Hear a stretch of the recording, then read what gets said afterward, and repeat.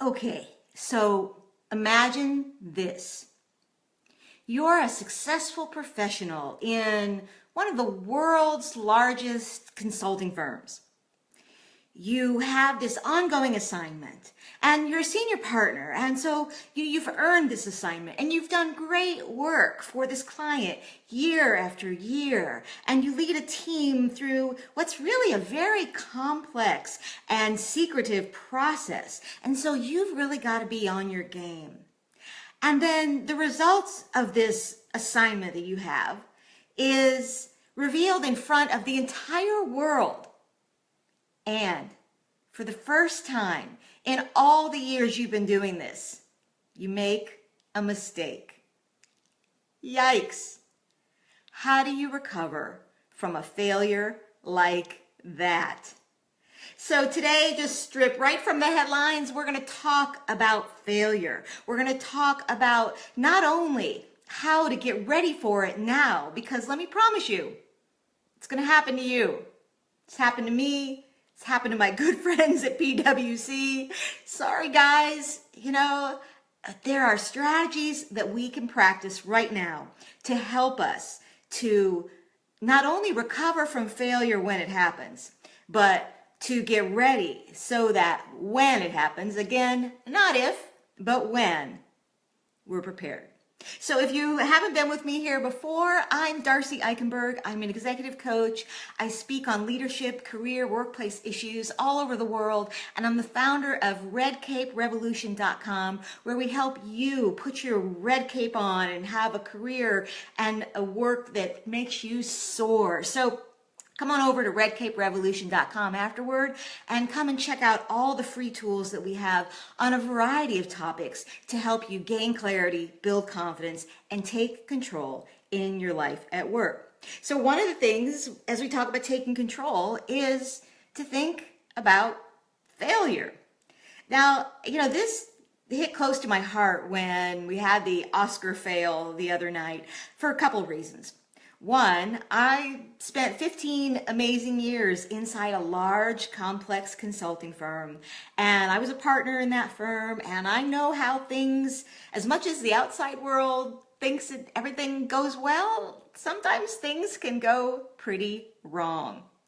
And I just felt for those folks at PwC who were, just on stage with the Oscars and had a major mistake.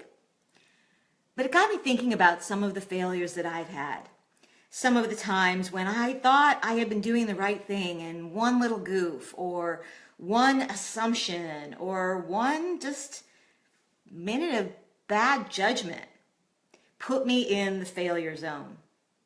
And so what have I learned from it? And what have I learned from watching a lot of my clients who have gone through those failures? Successful professionals just like you. Because let's face it, we don't get to where we are.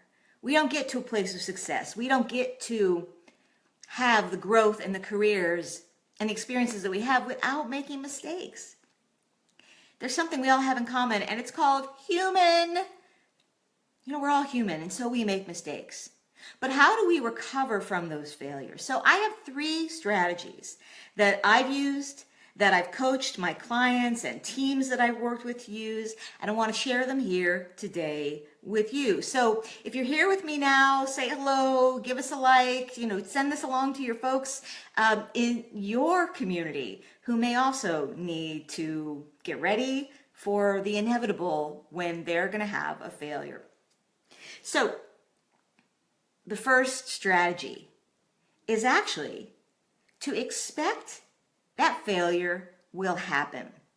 Now, I know this is it's a little hard for some people to accept because they think so often that we should really, we should have this optimistic, full steam ahead. We shouldn't let anybody know our weaknesses or our questions or the fact that we don't have it all together or we don't think it's perfect.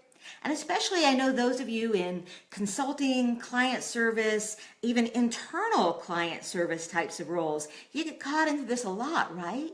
You don't want anybody to know that, the sausage is being made less than perfect, that like behind the curtain, it's kind of a mess.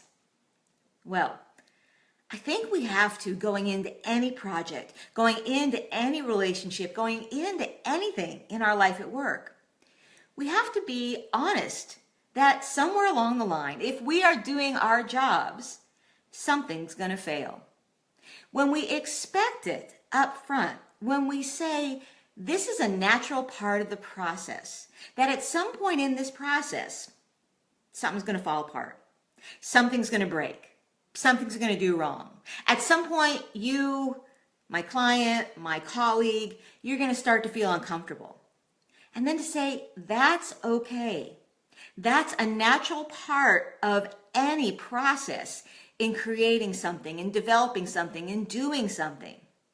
So when you set the expectation right up front, that you expect that somewhere along the line, something's going to go wrong, here's the power that that gives you. When that thing happens, you get to say, there you are. There's that error, there's that mistake, there's that time when we're feeling uncomfortable and we're snapping at each other, or there's the time when the CEO calls and finally reads the 6th draft of the thing we've been sending him over and over and now has concerns. You've been there, right? You get to say, we were expecting that. And because you are expecting that, it doesn't feel like you have to flail. It doesn't feel like you have to, oh my gosh, what do we do now? So because you were expecting it, it feels a little more like an old friend. So one of the ways to recover from failure is to expect it in the first place. And so when it happens, it just doesn't derail you. It doesn't tackle you and then put you aside and not let you move on. So the second strategy to recover from failure is, so when it happens, feel it. Let it be there. Don't try to hide it. Don't try to work around it. Put it out there. Admit it. Call it out. Give it a name. Because the sooner that we make it real, the sooner we raise our hand, I messed up, the sooner we don't try to backpedal it. Because think about this. Think about the recent Oscar situation. And I know if you're watching this video in the future, you might need to go back and Google Oscars 2017 or Oscar fail and rewatch what actually happened there. But for us who are watching this live now and in the upcoming days, think about if you were the consultant behind the scenes and you realize that there was a mistake. It was all moving very fast. It was the end of the night. And somebody probably could have let the show end. It was seconds away from ending. And then figure out how to backpedal later that night, the next morning. But the right thing to do was to catch it, interrupt it, even if it caused discomfort. And I got to hand it to PwC again, too. Kudos to my friends at that big, great consulting firm, is that they came right out with, here's what happened. Here was the process. They didn't hide. And, the couple of people who were the visible partners who were part of that, they've done interviews. Their faces have been out there. The president of the company has been out there. They're not hiding behind it. So you've got to come out in front of any failure that you make. And again, coupled with the first strategy, which was to expect that something might go wrong, it can be so powerful for you to just admit it. So now what's the third strategy to recover from failure? Well, certainly in between there, you're going to fix it. You're going to repair it, because if you're being honest about it, if you're admitting what happened and you're digging into it and you're fixing it as fast as you can, there's still some aftermath, right? Because none of us want to fail. And what happens a lot of times is that it really sets us back personally. I know that's what's happened to me, that sometimes just a little failure, a little mistake, or maybe even a big mistake, it can color everything else that I'm doing.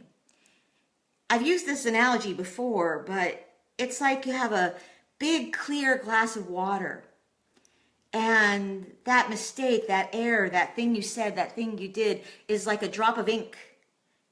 And that one little drop of ink colors the whole glass of water. And it's like that in our heads, right? That one failure can set us off and everything else that we're doing can feel like it's wrong, that it's broken. We start to question even the things that we know for sure. So my third strategy to recover from failure is to give yourself time. Give yourself time to recover. Let yourself grieve a little. Let yourself whine a little, or maybe whine a little, if to appropriate amounts, of course.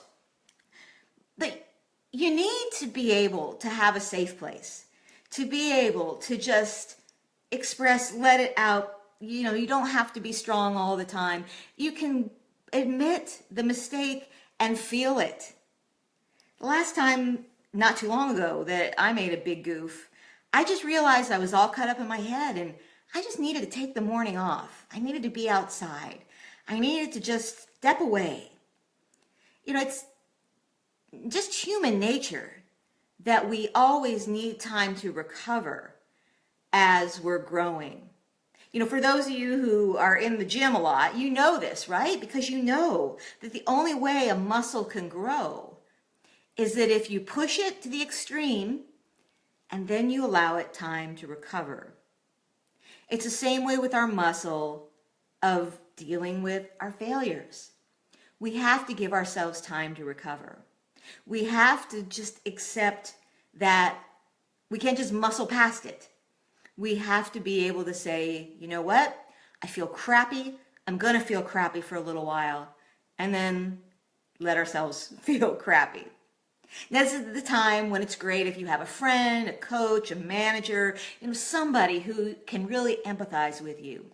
But if you don't have that person in your life, know that the one person who can offer you the most compassion when you have a failure in your life at work is you.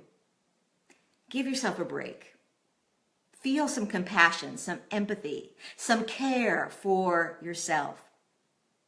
Because we need you in the world of work. We don't need you stopping doing the great work that you're doing just because you had a failure.